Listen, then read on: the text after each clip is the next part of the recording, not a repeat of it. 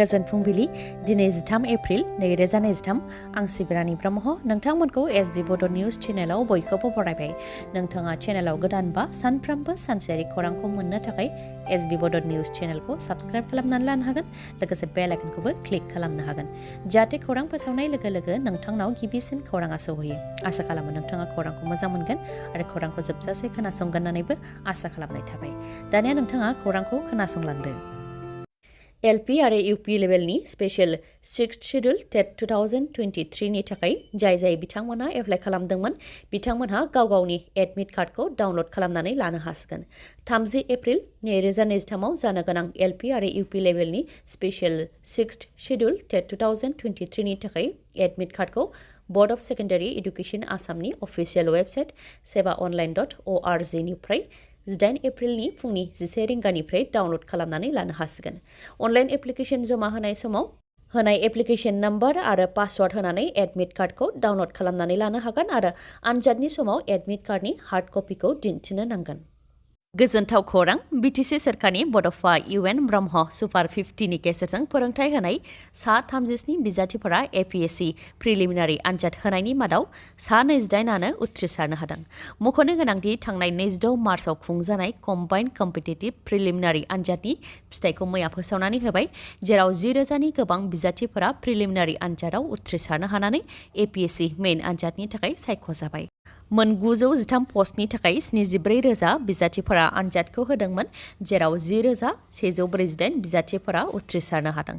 Super 50 नि गेजेरजों सोलोंथाइ मोननाय सा 37 बिजाथिफोराबो APSC प्रिलिमिनारि आनजादखौ होदोंमोन, जायनि मादाव सा 28आनो बे आनजादखौ उथ्रिसारनो हादों आरो बे गोजोनथाव खौरांखौ BTCनि गाहाय प्रमद बर' बिथाङा गावनि फेसबुक पेजनि गेजेरजों मिथिहोदों। जायफोर बिथांमोना APSC प्रिलिमिनारि आनजादनि फिथाइखौ नायनो गोसो बिथांमोनहा APSCनि अफिसियेल वेबसाइट apc.nic.in आव थांनानै नायहैनो हागोन। बाक्सानि धुमनि आरो मसलपुराव BPF दोलोनि हानजा सुरनाय हाबाफारि, जेराव बाहागो लानानै हाग्रामा महिलारिया बुंथिदोंदि आं बे बोरबकनि सोंनायनि फिननाय होआ, मुंबो लाया, बेजों सावरायनो आं समाया आरो बेजों रायज्लायग्रा मानसि दंखायो होननानै फोरमायथिदों बिथाङा। मख'नो गोनांदि मसलपुर बियाबाव सा 100आ आं BPFनि सोद्रोमा होननानै बुंग्रा ओंखारोबा राकेश ब्रह्मआ UPPLनिफ्राय रिजाइन होगोन होननानै बुंथिदोंमोन, नाथाय मसलपुर बियाबाव BPFनि सुबुं सांग्रांथि मेलाव गोबां सुबुंफोरानो बाहागो लादों। बेनि उनावनो राकेश ब्रह्मआ खेंफोरथि होफैदों। बिथाङा फोरमायथिदों दि BPFनि सुबुं सांग्रांथि मेलाव नुजाथि फैनाया सासेबो मसलपुरनि गैया, बायजोनि मानसि गोजा, खाथि खालानिफ्राय बुथुमनानै लानानै फैदों।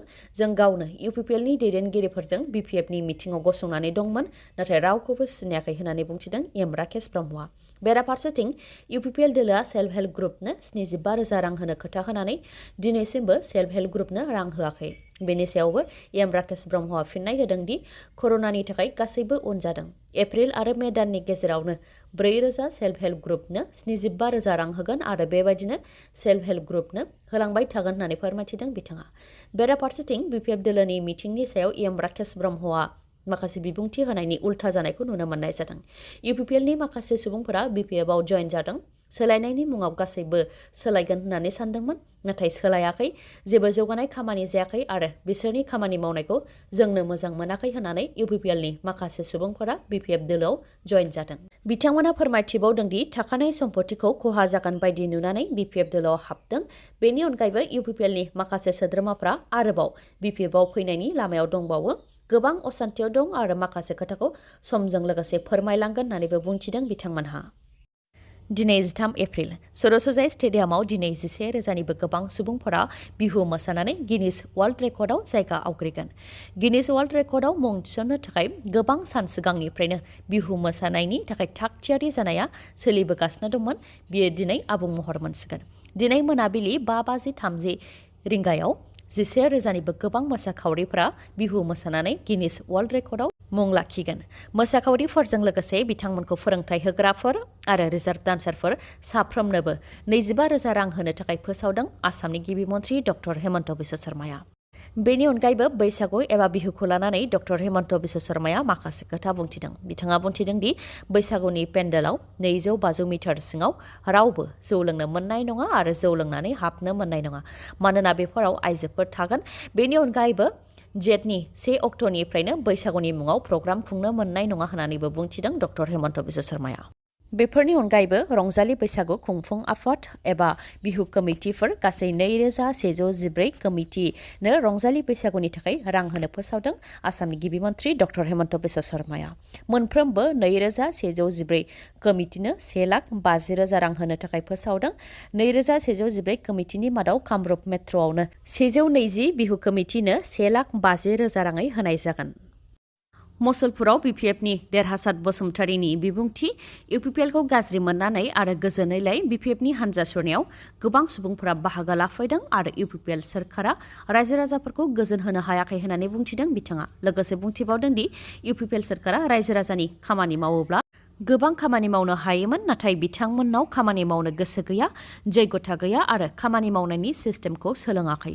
जेरै बिटिआर गोरोबथानि 10.1 दफानि गेजेरजों मोनफ्रोमबो बाजेटआव स्पेशल पेकेजनि गेजेरजों 500 कौटि राङै बाजेटआव एल'केशन दंखायोमोन, नाथाय बेनि गरसेबो रांखौ बे 3 बोसोराव बाहायनो हायाखै आरो एनेक्सार 2, 3, 4 आव थानाय प्रजेक्टखौबो मोनसेबो गनायथि लाबोनानै खामानि मावनायखौ जागायनो हायाखै होननानै बुंथियो देरहासात बसुमतारीया।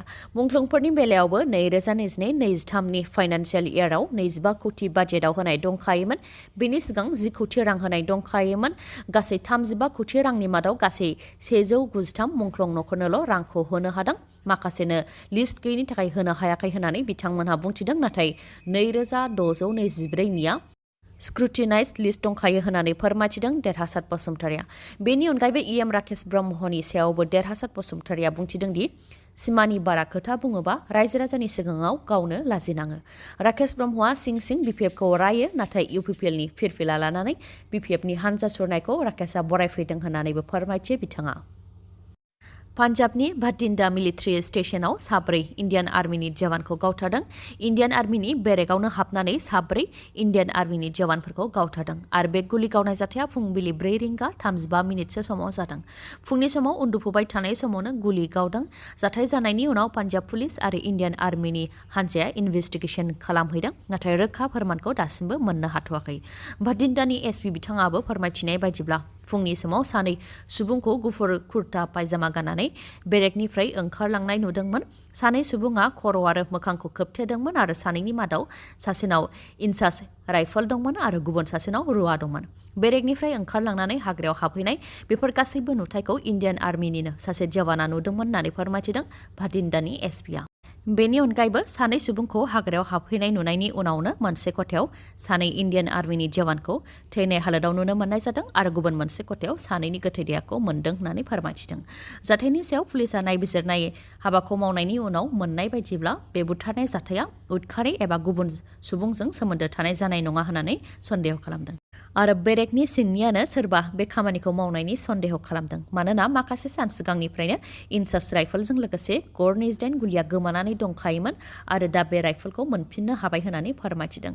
गुलि गावनाय जाथायजों जिउ गोमानाय 4 इन्डियान आर्मिनि जवानफोरनि मुङा फारियै सागर बान्ने 25 बोसोर बैसोनि, कमलेश आर 24 बोसोर बैसोनि, योगेश कुमार जे 24 बोसोर बैसोनि आरो सन्तोष एम नागाराल 25 बोसोर बैसोनि। नोंथाङाबो न' भारा होयो नामा? जुदि नोंथाङाबो न' भारा होयोब्ला माब्लाबा समाव नोंथाङाबो भारा लाग्राजोंनो न' सेजानाय बेबायदि जाथाय जानो हागौ। जुदि बेबायदि जायोबा नोंथाङा बिजिरसालिनि मदद लानो हागोन। गुवाहाटीनि जुटि न्यायालयाव फाराग राजख'वा मुंनि सासे फालांगिरिया 5 बोसोरनिफ्रायनो गंसे फ्लेटखौ दखल खालामनानै लादोंमोन, नाथाय दा बिजिरसालिनि बिथोन बायदियै एंगारनानै होनो गोनां जाबाय। जुटि न्यायालयाव थानाय राजकुमार शर्मानि फ्लेटखौ 5 बोसोरनिफ्रायनो दखल खालामनानै लादोंमोन फाराग राजख'वाया। 5 बोसोरसिमाव बिथाङा न' भाराबो होआखैमोन आरो न'खौ एंगारनानै थांनो थिनबाबो एंगारलाङाखैमोन। गोबां बुंनायनि उनावबो देहायाव नाङाखैमोन फाराग राजख'वानाव। जोबनायाव बिजिरसालिनिफ्राय मदद लानो गोनां जादोंमोन राजकुमार शर्माया। उनाव बिजिरसालिनि बिथोनाव न'खौ एंगारनानै थांनो गोनां जादों फाराग राजख'वाया। दिनैनि भिडिअ'आ एसेनोसै। गाबोन आरो गोदान भिडिअ'जों लोगो मोनफिनबावगोन। नोंथाङा दासिमबो आंनि चेनेलखौ साबस्क्राइब खालामाखैबा अन्नानै साबस्क्राइब खालामदो, लोगोसे लाइक, कमेन्ट आरो शेयार खालामनो दाबाव। गोजोन्थों।